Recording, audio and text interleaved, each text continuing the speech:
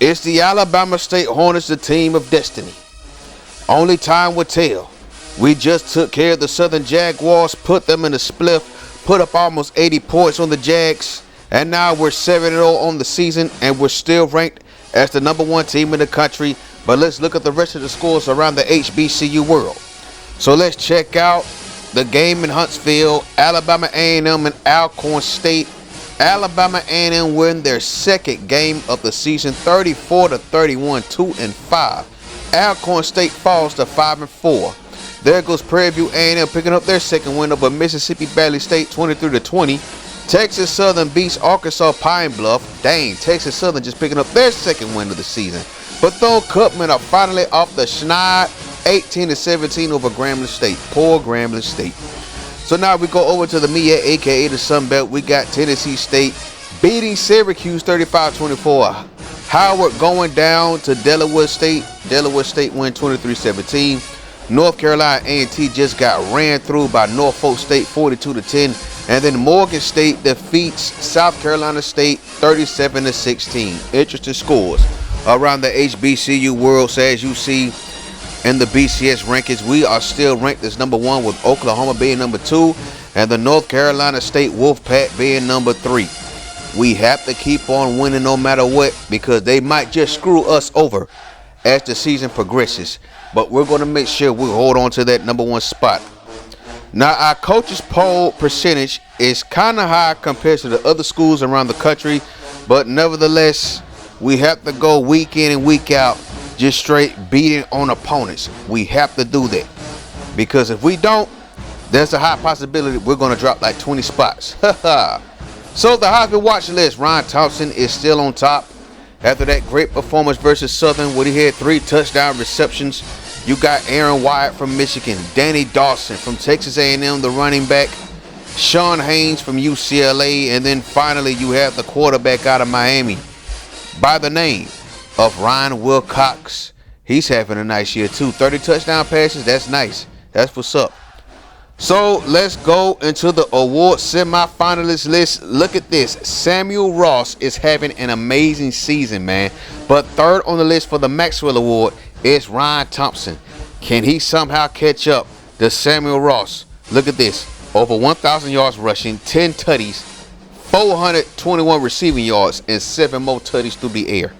This man is having a great season right now for Morgan State, man. He might become an All-American too, especially if he wins that award. Can't wait to see it. But Ryan Thompson's having a great year too. Not being shown in his stats is the fact that he has 3 touchdown runs, along with those 10 touchdown receptions. So we go over to the Chuck Bednarik list and look at Leon Hill. 9th on the list. They straight hating on our boy. 37 tackles, 17 for loss, 9 sacks, an INT, 2 forced fumbles, and 2 tutties. That stat line's pretty crazy so far. We go over to the Dope Walker and we see Donnie Monker.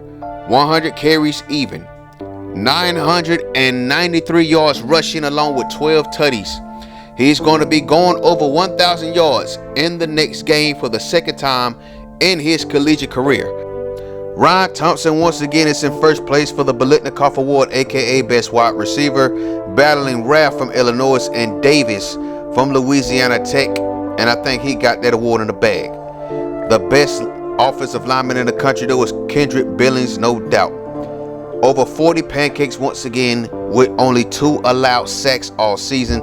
This might be his last season too with us. Can't see him coming back. Chad Hamilton in second place for best returner of the year, 4 total touchdowns.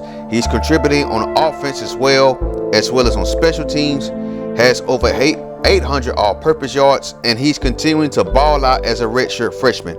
No doubt he's going to be an All-American when the season is over. So Ryan Thompson and Jerome Stewart, rival schools, round out offensive and defensive players of the week. We saw Ryan Thompson ball out, but look at Jerome Stewart though. 10 tackles, 4 tackles for loss, 2 sacks, a forced fumble, and a fumble recovery. Straight balling out. Morgan State round out offensive and defensive players of the week in the MEAC. Gavin Jones having a great game at quarterback, over 300 yards, 4 tutties. And then look at Leo Gardner, 10 tackles, 4 for loss, and 2 sacks. Congrats to those individuals. Now, Alcorn State is still in first place in the East, but they're still in a 2-year probation that really sucks for them. They're having a pretty good season considering they haven't been about much since this series started. We go over to the West and we see that Alabama State is still in first place. Jackson State is 4-1 in conference play though. We got to watch out for them. On the next episode though, we're going to be down the river from Southern University on the campus of Louisiana State, aka LSU. This team destroyed us in that national championship game 2 years ago, and now we're looking to come down here and get our payback. Yeah, some of the players left for the NFL after that game was over, but that doesn't matter. We have to come down here and we must send them a message. Join us next time. Peace.